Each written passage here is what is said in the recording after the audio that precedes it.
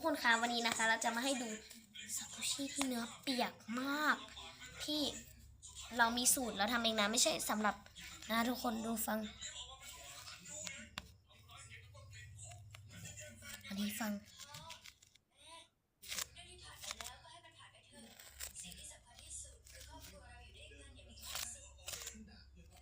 เนื้อเปียกมาก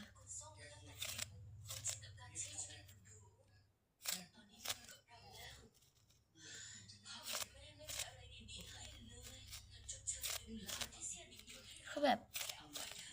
ชอบมากนี่ก็เนื้อเปียกนะแต่ขาดอะ